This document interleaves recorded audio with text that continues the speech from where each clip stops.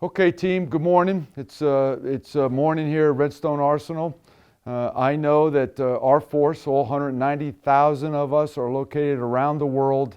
We are doing things every day, 24/7, and I just want to say thanks for that right up front.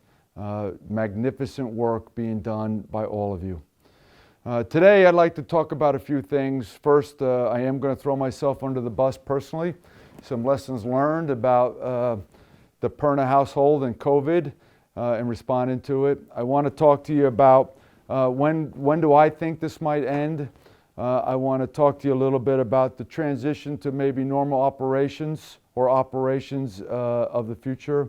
And then I'll talk to you a little bit about, how do I think you can help us get to that end state. So, first, I self-reported about my haircuts. Seems to be a lot of media about barbershops and haircuts this past week. And so I told you Susan's cutting my hair. And, albeit not much to cut, but she's doing a great job. This last haircut, Susan came in with the clippers and scissors. And the warning light went off in the back of my head. I think I appreciated her enthusiasm. However, I was a little scared. So we went with clippers. And it is what it is. The second thing that I've really ventured out on my own, quite frankly, is about taking my personal iPhone, right, that Susan finally let me have, and then figuring out how to go buy things that we need for the house, because Susan's list on things that need to get done on the house is growing. But in my effort to practice physical and social distancing, I'm not going down into the stores to buy things. Right? So I had to figure out how to buy things online. I did it without a lot of help, a lot of mistakes, but I did it without a lot of help. And so this week, my big victory was getting onto the Amazon webpage. And I'm not pushing Amazon because I was on several other pages doing things. One of the things I learned the hard way is just because I was able to facilitate the ordering and make sure I could pay for it, what I couldn't bring myself to do was pay extra money for immediate shipping.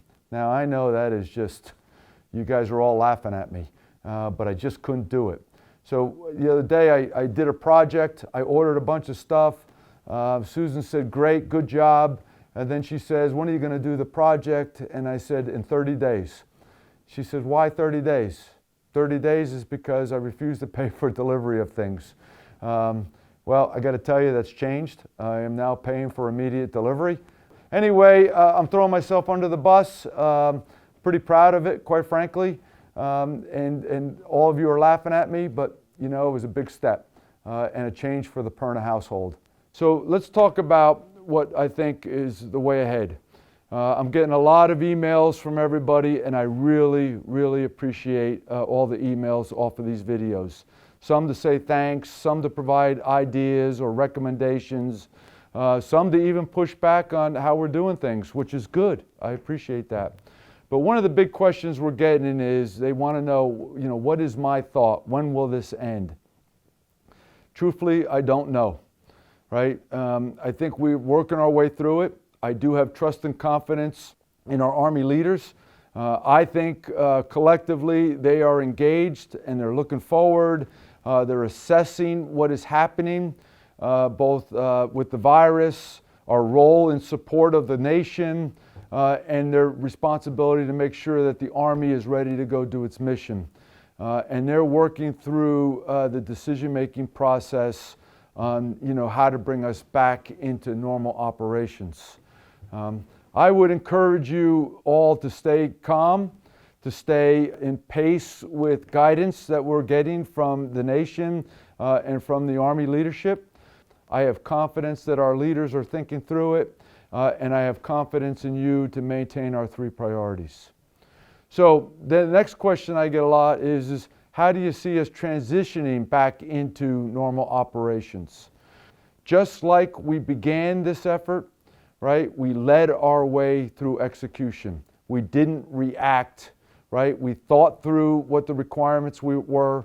We understood our priorities, and then we implemented guidance and followed through with execution to achieve those three priorities. That's what we will do when we come back to work full time. and we will keep you informed on how we're going to bring you back to maintain 100% execution. So, keep asking me questions in those two areas, and I'll keep providing you updates. The third thing that I get a lot of questions are, how can I help, right? Well, it's simple.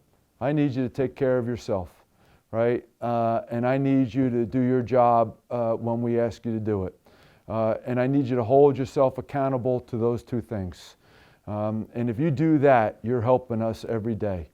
You staying healthy, your family staying healthy, us doing our job to prevent the spread of the virus in support of our great medical community and all those that are on the front lines. That's what's helping. And then if we do that, then our ability to transition back to normal operations will be exponentially improved, and we will not miss a step during this crisis. So I appreciate the question. I thought it was a darn good one, but I'm putting the monkey back on you, right? Take care of yourself, do your job, right? Keep your morale high, be resilient, stay strong, and we can do this, and we can do it together. Okay, team, again, as I close out, and not just words, but I got to tell you, I feel the pride of commanding this organization every day. I know what you're doing. The people that you're doing it for know it. I receive numerous compliments on what you are doing every day in support of the nation right now and in support of those who are in harm's way. So thank you very much, right? And I wish you all the best. And I'll talk to you again next week. Army strong.